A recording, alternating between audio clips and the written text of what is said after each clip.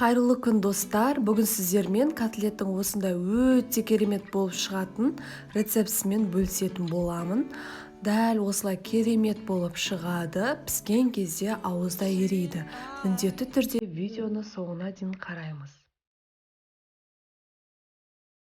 Бізге керегі пияз, тұз, су, бөлке нан, қара бұрыш, приправа, яғни дәмдеуіштер және де тартылған ет.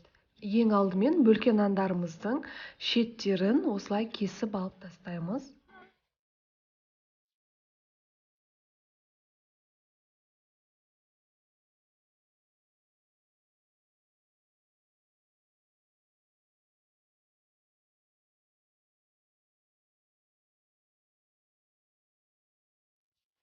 Ыдысымызға салып, оның үстіне суды құйып, қолымызбен ұсақтаймыз.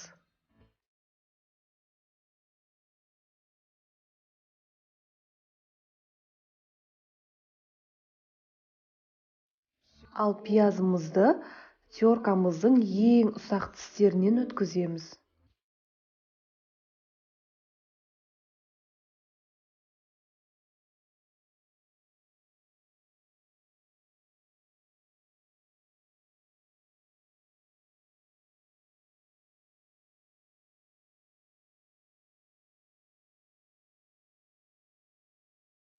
Ыдысқа алдымен фаршымызды,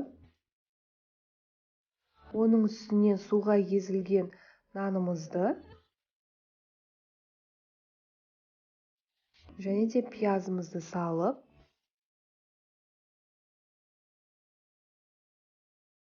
дәмдеуіштерді бірінен соң бірін қосамыз. Ең алдымен қара бұрыш, тұз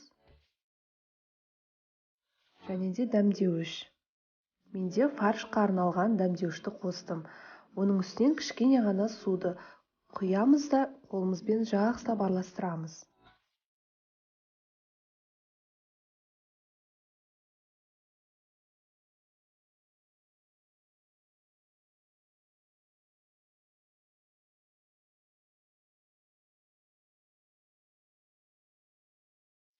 Және де видеода көрсетілгендей етіп жасаймыз. Бұл кезде суы сіңіп, барлық арасына қосылған қоспалардың барлығы бір-біріне нығыздалуы керек. Жақсылап араластырып болғаннан соң қолымызбен осылай котлеттің формаларына келтіреміз.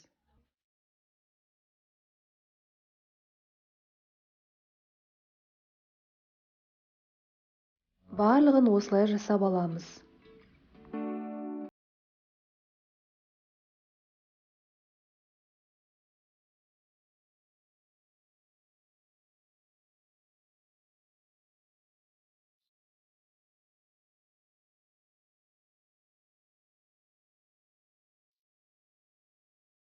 Ең соңында ұнды сеуіп, котлеттерімізді сол ұнға аунатып аламыз.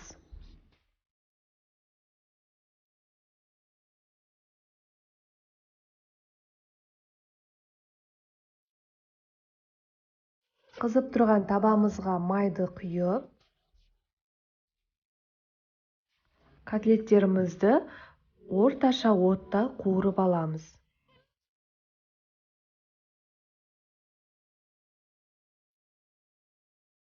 Шамалы асты қызарғаннан соң осылай келесі бетін қуырамыз. Осы процесті, яғни осы сәтті 2-3 рет қайталаймыз. Отымыз орташа отта болуы керек. Қатты от болса, котлеттеріміз күйіп кетуі мүмкін.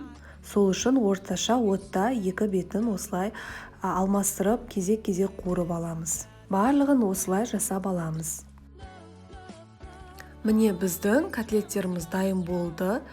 Енді дәміне келетін болсақ, сөз жоқ болып шығады. Мен енді тек қана осы рецепт бойынша дайындайтын болдым.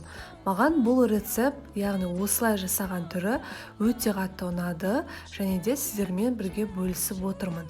Міндетті түрде жасап көріңіздер, еш өкінбейсіздер. Видеоны соңына дейін тамашалағандарыңызға рахмет. Сіздермен бірге болған Арайдың асханасы.